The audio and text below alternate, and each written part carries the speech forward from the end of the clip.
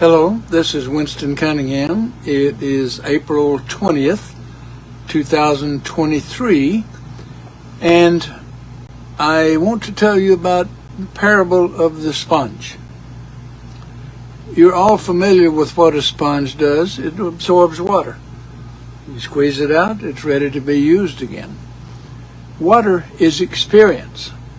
And so when you need experience, when you've assimilated all of your experience, you've squeezed all the water out of the sponge. In other words, you've used that experience for the learning. You've assimilated from that. And so now it's ready to drop back in the water for more experience. So this is the way learning takes place, and you are introduced to new learning through whatever the need is. And to deny that there's a need is to just just to not pay attention. And the key word is pay. You must pay attention in order to receive the benefits. So when you have completed an experience and you've gleaned all of the understandings available from that experience, then you're squeezing all of the water experience out of the sponge. And now you're ready for the number 11, or the higher initiation. You've learned something, now you can do something a little bit higher on the totem pole. So now you're ready to drop the sponge back in the water. And so it's like you're open again for a new experience. So it's like life starts over every time you learn something. So you're ready to learn more.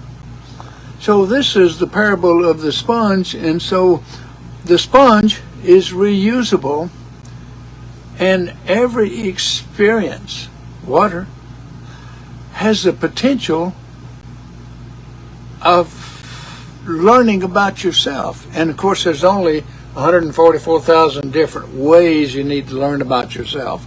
So, and it starts with the 12 major aspects represented by the 12 disciples. And so a little bit of study, you can find out what each of those represents. I suggest the book, The Universal Language of Mind, Matthew Interpreted, by Dr. Daniel Condren. He explains all of these things then in this book. And I refer to it quite often. So Jesus talked in terms of parables because most of the people were not his disciples. He had disciples close to him. They were doing the concentration exercise, the meditation like we do at the School of Metaphysics. That's what they were doing. And so they could their consciousness was expanded, so they could understand more. And you'll notice when you read the Bible a little more careful that he was teaching them different than he was teaching the masses. He used parables because whereas the masses didn't have the discipline built or the understanding so they could utilize the depth of what he was saying, he used parables so they could at least get something.